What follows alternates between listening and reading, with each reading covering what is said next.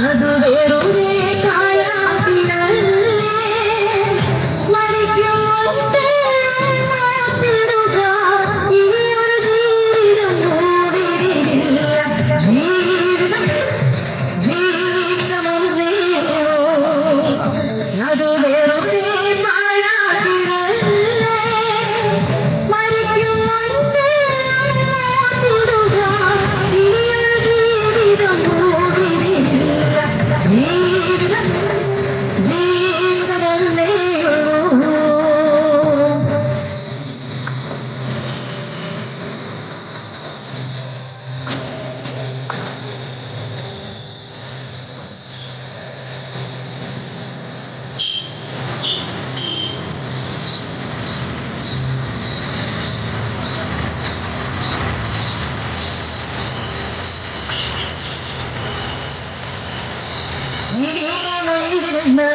വാർത്തകൾ കണ്ടിരിച്ച് comedy കണ്ടിരിച്ച് serial കണ്ടതെന്ന്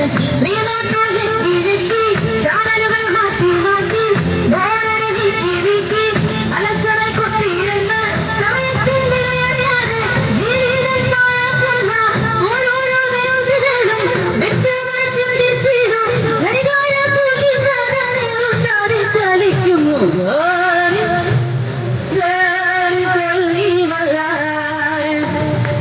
ഫേസ്ബുക്കും ട്വിറ്ററും പിന്നെ വാട്സപ്പും കയറിയിറങ്ങി അയ്യന്റെ വോളിൽ നോക്കി ഗോസിപ്പും തേടി നടന്ന് ചുമ്മാതെ കമന്റുകളിട്ടും വേണ്ടാത്തത് ഷെയറും ചെയ്തും കമ്പ്യൂട്ടർ സ്ക്രീനിൽ കണ്ട് കുറെ നേരം കുത്തിയിരുന്ന് ധാരാളം ചാറ്റ് ചെയ്ത് ന്യൂസൻസിനെ ഓർഡർ ചെയ്ത് എന്നിട്ടും പറ്റിക്കുന്നതും തോന്നലും മാറുന്നില്ല.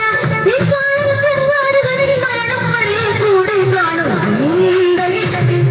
जिंदगी ही है.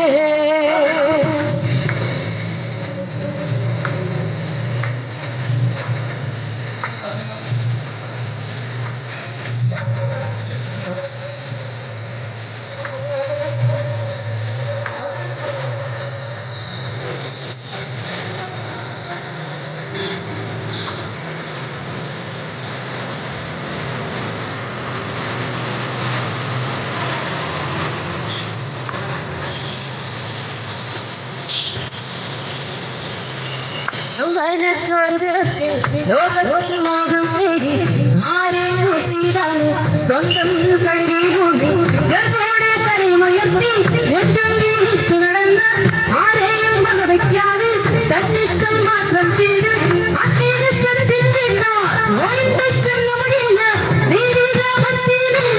ദൈവത്തിൻ പേടിയില്ല ഇങ്ങനെ കാലത്തിന്റെ കഷ്ടമെന്നേ പറയാനുള്ളൂ.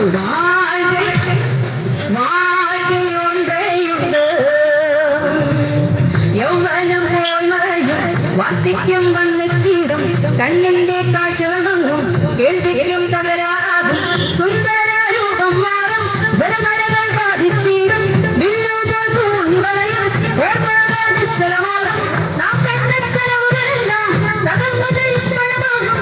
ആരുടെ മണ്ണിൽ നമ്മുടെ ഓട്ടവും വന്നു നിലയ്ക്കും മരണം നിങ്ങൾക്ക് രക്ഷമാർഗം നീ തേടിയിടൂ.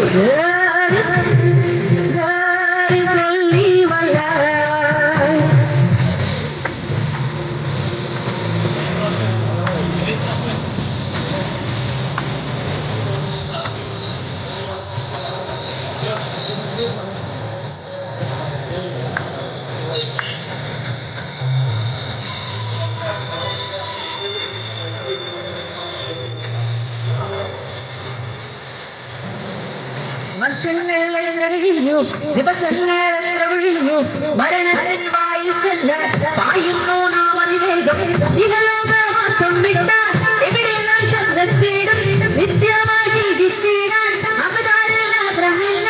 മരണത്തെ ജയിച്ചു ശേഷം സ്വർഗത്തിൽ വാഴുന്നു അൻപോടെ മാടി സൗജന്യമായി ഇപ്പോൾ തന്നെ സ്വീകരിക്കൂ.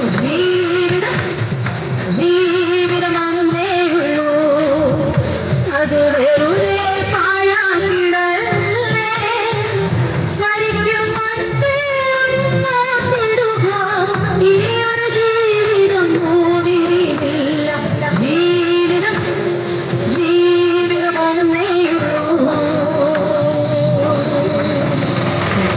വന്നോളിൻ സോദരരെ നിങ്ങൾ കേട്ടോളിൻ സുവിശേഷം വിട്ടോളിൻ പാപവഴികളെ ഏറ്റുകൊള്ളീശായേ വന്നോളിൻ സോദരരെ നിങ്ങൾ കേട്ടോളിൻ സുവിശേഷം വിട്ടോളിൻ പാപവഴികളെ ഏറ്റുകൊള്ളീശായേ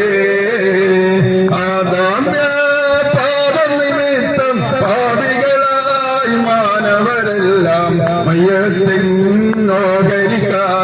മാനവരെല്ലാരും ആദാമ്യ പാപനിമിത്തം പാപികളായി മാനവരെല്ലാം മയ്യത്തിനോകരിക്കാരായി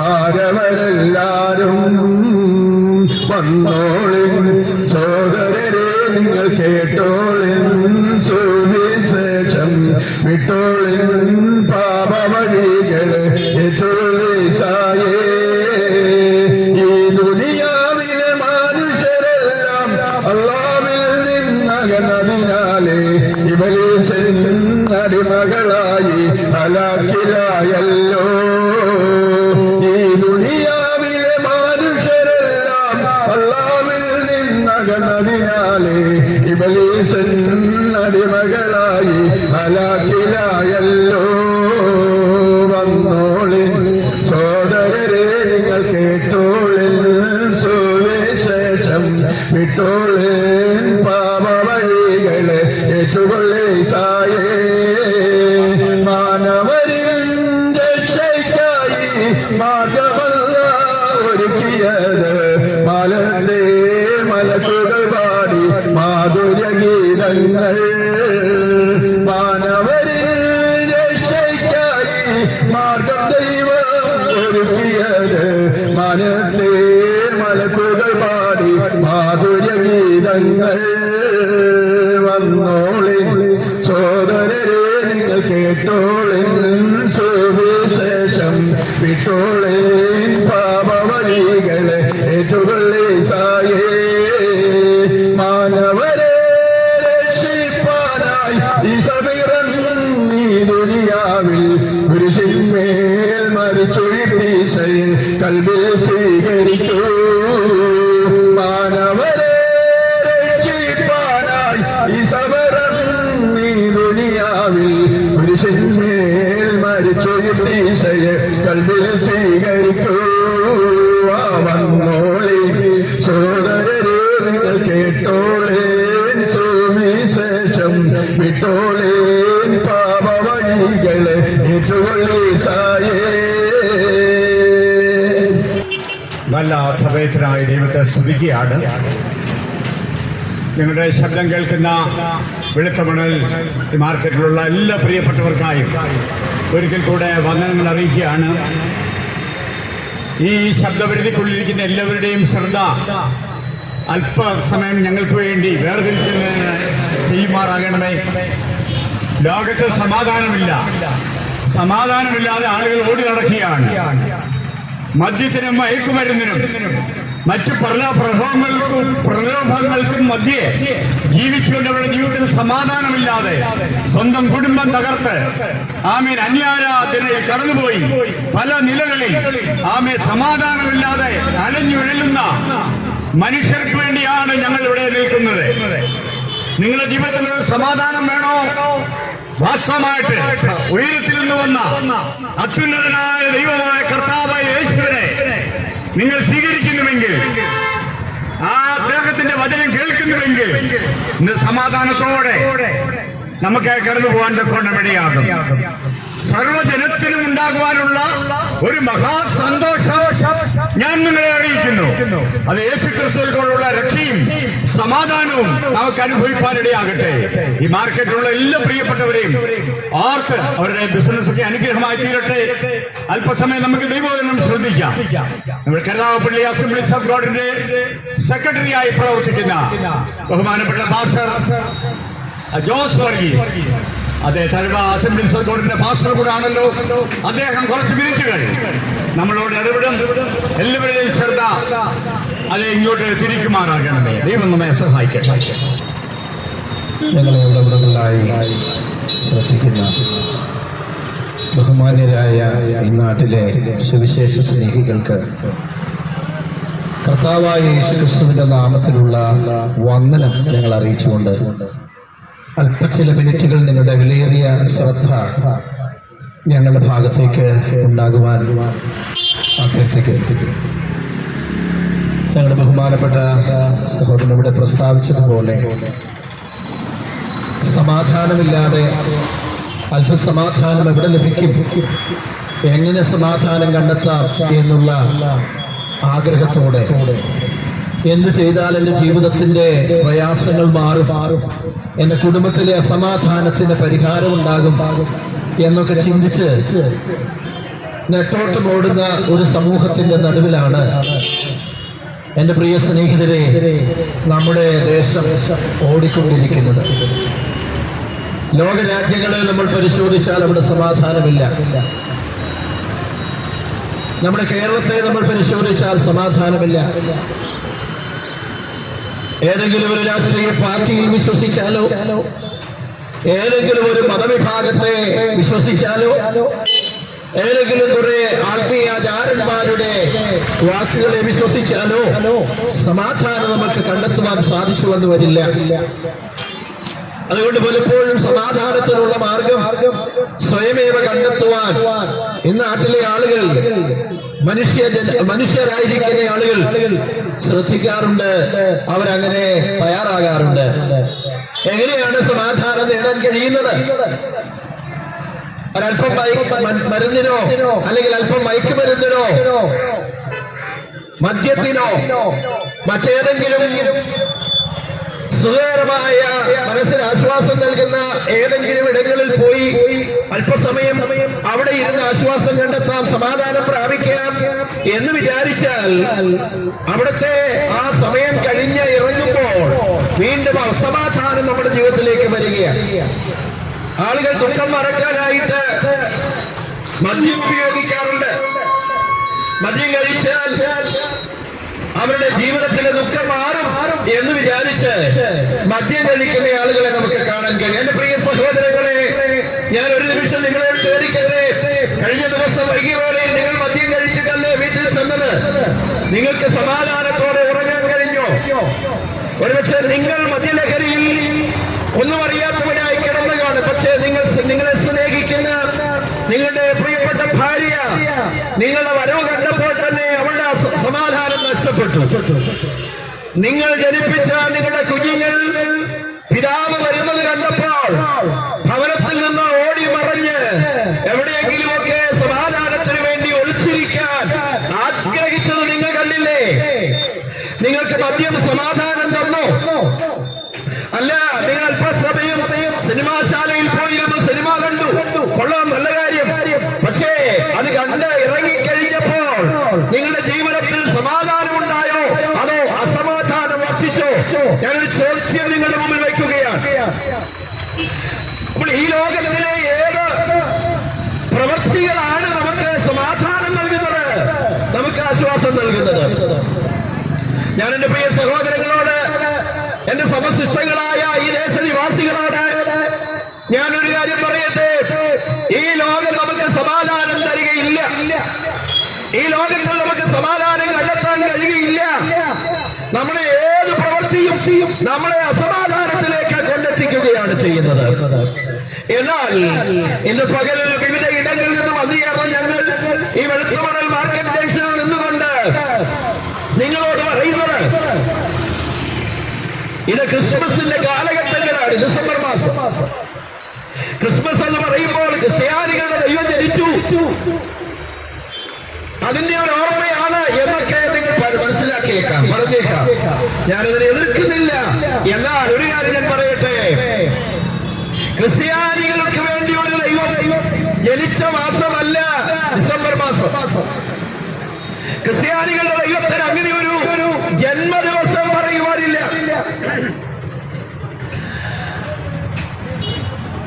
സർവലോകത്തിൽ ആയിരുന്ന സർവലോകത്തിന്റെ സൃഷ്ടാവായ ദൈവം മനുഷ്യജാതിയെ അവരുടെ അസമാധാനത്തിൽ നിന്നും അസഹിഷ്ണുതയിൽ നിന്നും അവരുടെ പാപത്തിൽ നിന്നും വിടുവിക്കുവാൻ മനുഷ്യവേഷമെടുത്ത് ഈ ലോകത്തിലേക്ക് അവതരിച്ച ദിവസത്തിന്റെ ഒരു ഓർമ്മയായിട്ടാണ് ലോകം ക്രിസ്മസ് ആഘോഷിക്കുന്നത്.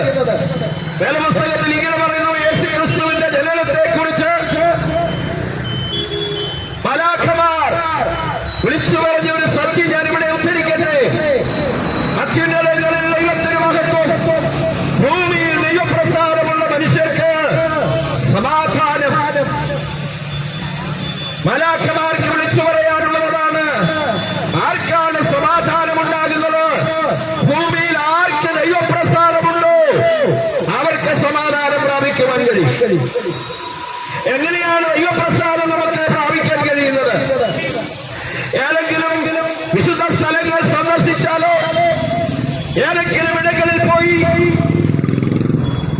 ദൈവങ്ങൾ എന്ന് പേര് പറയുന്നവർക്കോ, ദേവന്മാർ എന്ന് പറയുന്നവർക്കോ ഏതെങ്കിലുമൊക്കെ കാഴ്ചകൾ നൽകിയാൽ, അവർക്ക് ഏതെങ്കിലുമൊക്കെ നൈവേദ്യങ്ങൾ നൽകിയാൽ ദൈവപ്രസാദം ലഭിക്കുമെന്നൊരു മിഥ്യാധാരണ ഈ ലോകത്തിലെ മനുഷ്യനുണ്ട്.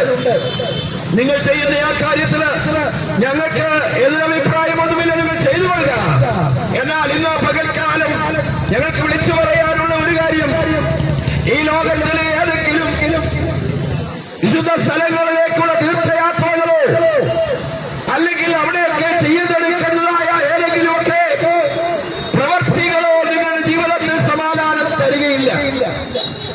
സമാധാനം നിങ്ങൾക്ക് ലഭിക്കാനുള്ള ഏക മാർഗം ഞാൻ വേഗത്തിൽ പറഞ്ഞ് അവസാനിപ്പിക്കാം. യേശു ക്രിസ്തു എന്ന ആ ഏക സത്യ ദൈവം ഈ ഭൂമിയിലേക്ക് അവതരിച്ചു. എന്തിനു വേണ്ടി അവതരിച്ചു?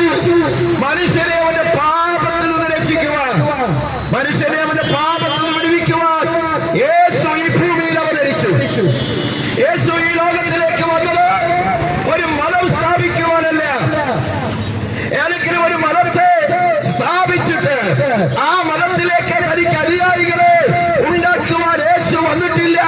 യേശു ഇവിടെ ഒരു മതവും സ്ഥാപിച്ചില്ല.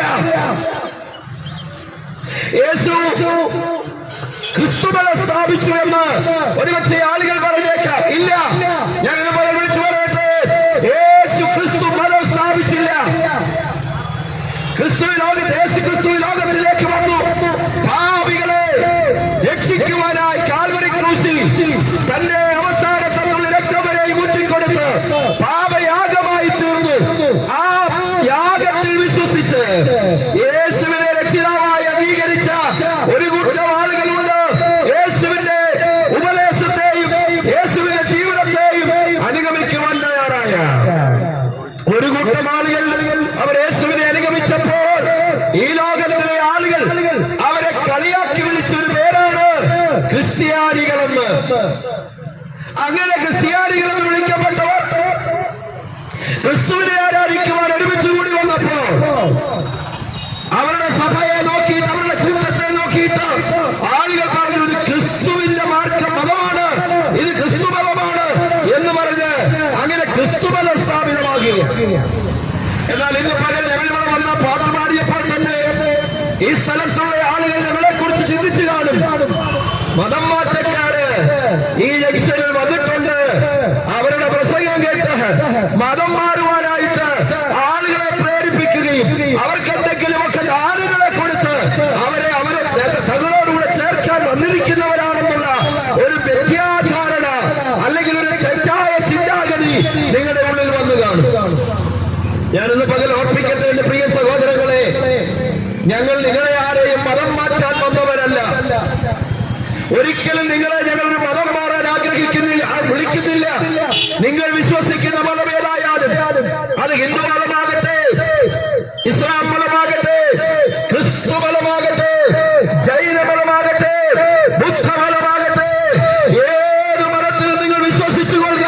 അതിനകത്ത് മാറണമെന്ന് ഞങ്ങൾ നിങ്ങളോട് പറയുന്നില്ല, പറയുകയുമില്ല.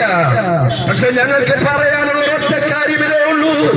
ആമേൻ. നിങ്ങളുടെ മനസ്സിനൊരു മാറ്റം വേണം, നിങ്ങളുടെ മനമൊന്ന് മാറണം.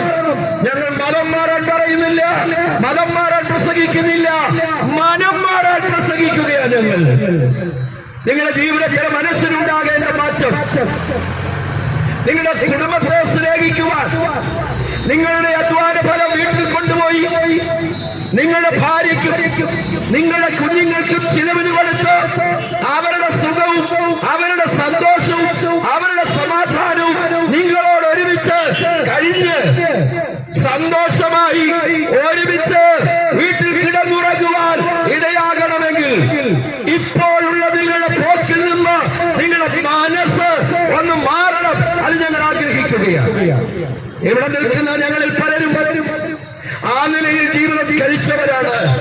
സമാധാനത്തിന് വേണ്ടി, സ്വസ്ഥതയ്ക്ക് വേണ്ടി, ഒരൽപ്പ സുഖത്തിന് വേണ്ടി മദ്യവും മയക്കുമരുന്നുകളും അതുപോലെയുള്ളതായ ദോഷകരമായ സ്ഥലങ്ങളും സന്ദർശിക്കുകയും തെറ്റായ ജീവിത രീതികൾ അവലംബിക്കുകയും ചെയ്തു പോന്നിരുന്ന ഒരു കൂട്ടം ആളുകളാണ് ഇവിടെ നിങ്ങളുടെ മുമ്പിൽ നിൽക്കുന്നത്.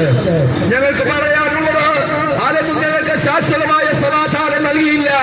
എന്നാൽ ഞങ്ങൾക്ക് സമാധാനം ലഭിച്ച എപ്പോഴാണെന്ന് ചോദിച്ചാൽ ആമേ ഞങ്ങളുടെ പാപങ്ങളുടെ പരിഹാരത്തിനു വേണ്ടി ആമേ ലോകത്തിലേക്ക് ഇറങ്ങി വന്ന് കാൽവരി ക്രൂശിൽ യഹൂദന്മാരാൽ ക്രൂശിക്കപ്പെട്ട് ആമേ മൂന്നാം നാൾ കല്ലറയെ ഭേദിച്ചുകൊണ്ട് ഉയർത്തെഴുന്നേറ്റ യേശു ക്രിസ്തുവിൽ ഞങ്ങൾ എന്ന് വിശ്വസിച്ചുവോ അന്ന് മുതൽ ഞങ്ങളുടെ ജീവിതത്തിന് സമാധാനമുണ്ടാകുവാനിടയായി.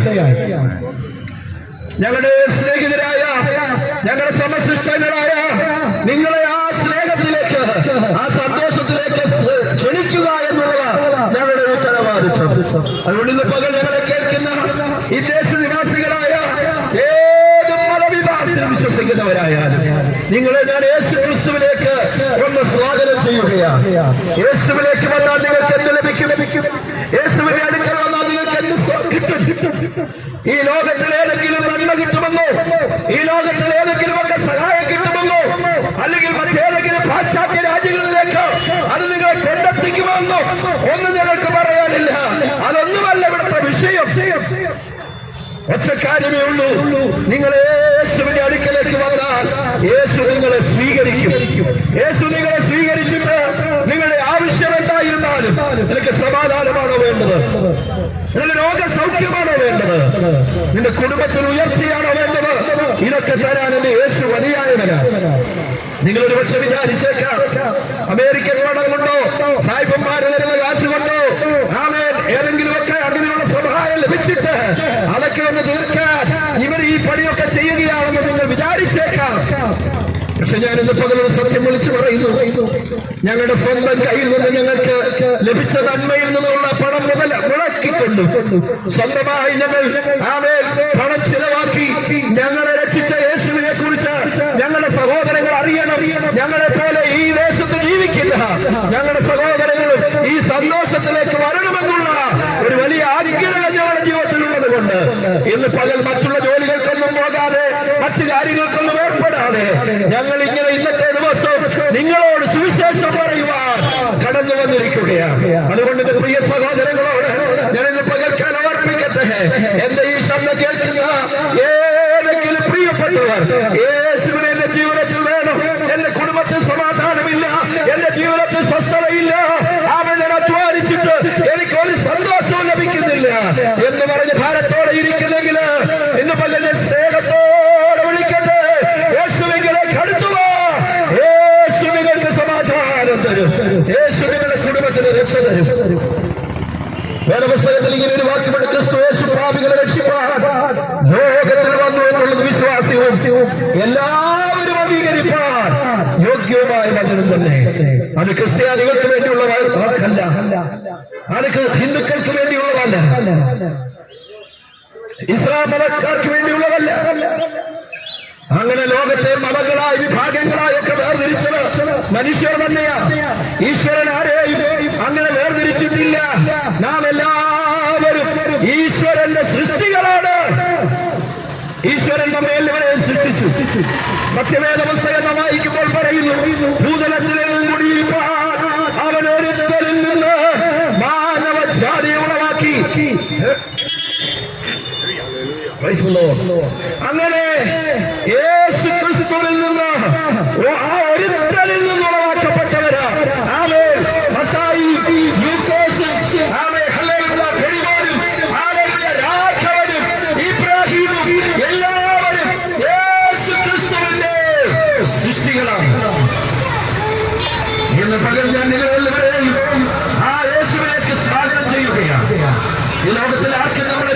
കഴിയത്തില്ല.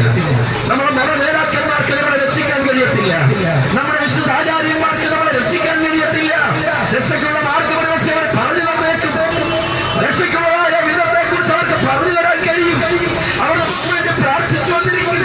പക്ഷേ രക്ഷയിലേക്ക് നമ്മളെ കൊണ്ടെത്തിക്കാൻ, രക്ഷയുടെ അനുഭവത്തിലേക്ക് കൊണ്ടുവരുവാൻ, ശിക്ഷയിൽ നിന്ന് വിടുതൽ നമുക്ക് ലഭിക്കുവാൻ ഒരേ ഒരു മാർഗമേ ഉള്ളൂ.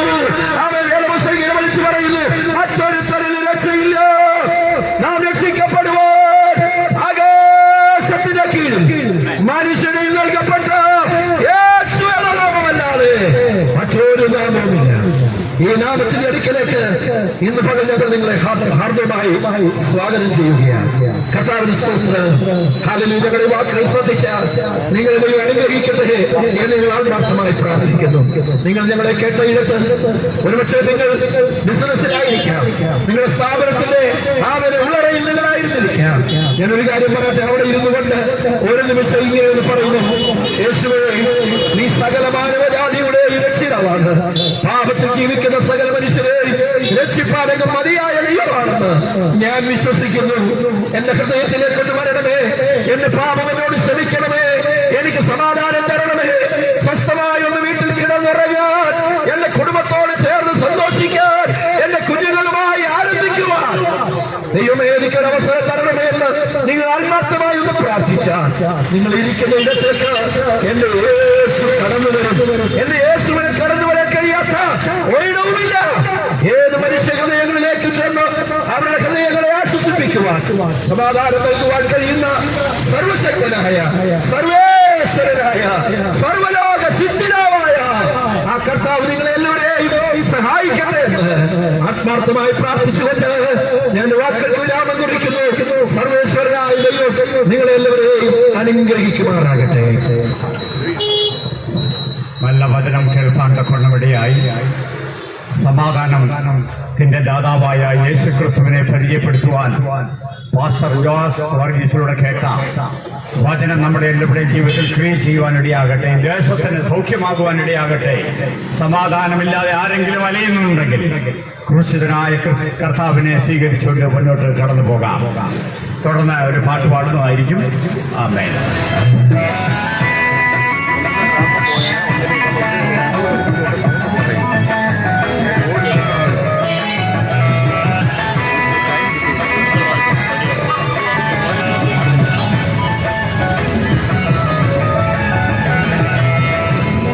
പോകണം, എല്ലാരും പോകണം, മണ്ണാകും മായ വിട്ട്.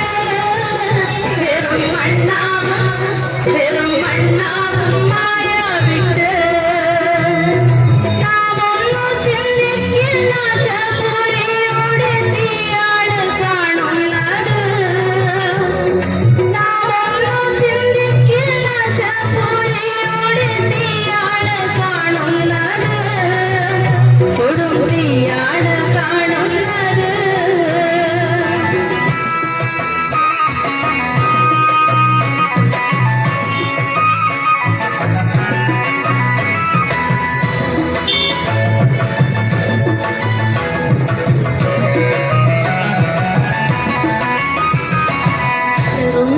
ആഴിയിൽ അലതല്ലൽ മാറ്റുവാൻ ആയവൻ കൂടെയുണ്ട്. ായവൻ കൂടെയുണ്ട്. പോകാം നമുക്കിന്നു പാടാം നമുക്കൊരു ത്യാഗത്തിൻ ജ്ഞാനഗീതം. പോകാം നമുക്കിന്നു പാടാം നമുക്കൊരു ത്യാഗത്തിൻ ജ്ഞാനഗീതം.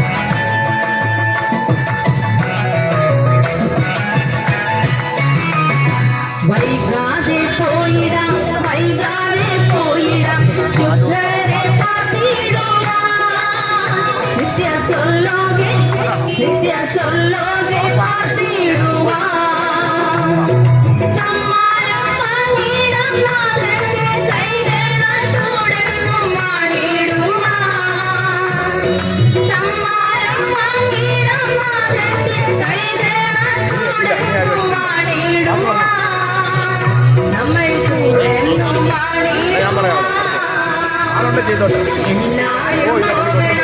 എല്ലാരും പോകണം മണ്ണാകും മായ വിട്ട്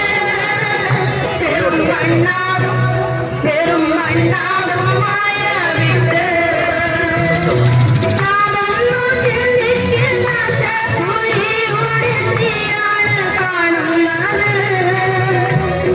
നാമൊന്നു ചിന്തിക്കുന്ന ശക്തിയുടെ തീയാണ് കാണുന്നത് കൊടുമുടിയാണ് കാണുന്നത്